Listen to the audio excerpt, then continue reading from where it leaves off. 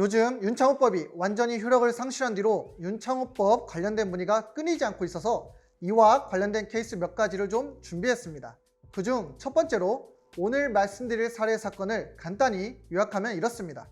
음주운전하다가 차에서 잠이 들었고 신고로 출동한 경찰관이 창문을 똑똑 두드렸답니다. 그런데 문제는 이 소리에 깜짝 놀라 브레이크를 밟는다는 게 엑셀을 밟는 바람에 그대로 경찰관을 쳐버렸다는 겁니다. 현장은 당연히 난리가 났죠. 음주운전 의심자가 경찰을 치는 광경을 동료 경찰이 목격했으니 분위기가 얼마나 살벌했겠어요. 차에서 강제로 끌어내고 땅바닥에 내동댕이 치고 제 앞에서 경찰차로 끌고 간 뒤에 음주 측정을 했는데 0.2% 완전 초과, 초고농도 수치가 찍혔습니다. 상황이 심각했죠. 감옥을 가냐 마냐 하는 사건인데 근데 문제가 또 있었어요. 의뢰인이 벌금 아니면 회사에서 잘리니까 꼭 벌금을 받아야 한다는 거예요.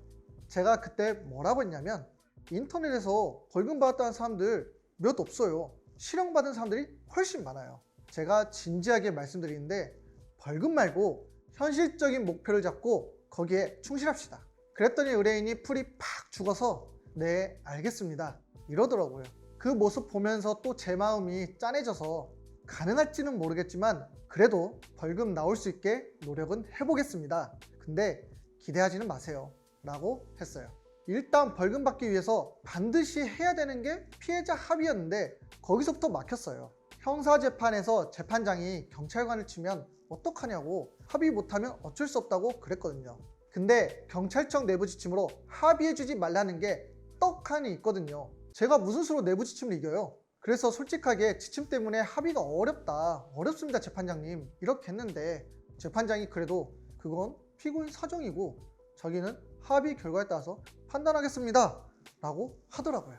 그래서 제가 낸 해결책이 공탁이었습니다. 공탁은 피해자가 합의하기 어려운 사정이 있을 때 피해자 동의를 받아서 법원에 합의금을 맡기는 거거든요. 이게 합의랑 동일한 효력이 있어요. 아까 경찰청 내부 지침에 합의해주지 말라는 게 있다고 했죠. 근데 공탁을 하지 말라는 말은 없었거든요. 그래서 의뢰인에게 피해 경찰관 인적사항 파출소장님 바짓가랑이라도 잡고 어떻게든 확보해달라고 요청했고 저도 법원 다 뒤져가면서 확보에 주력했습니다. 천신만고 끝에 간신히 공탁할 수 있었고 그간의 노력을 전부 자료로 만들어서 제출했어요. 그 결과 어떻게 됐을까요? 네, 벌금 1,500만 원 선고받았어요. 물론 공탁 하나로 벌금형을 받은 것은 아니고 그간 정말 고생 많이 했는데 그걸 법원에서도 인정해 준 것이 아닐까라고 생각합니다. 아무튼 의뢰인도 정말 어렵게 들어간 회사 잘리는 줄 알고 전전긍긍했는데 잘 해결돼서 다행이라며 눈물을 글썽이더군요. 음주운전하면 언제 사고 날지 모르거든요. 사고 낼 위험성도 매우 크고요.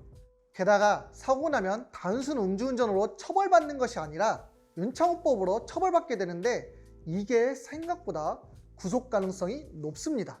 합의에도 구속된 사례 많이 봤어요.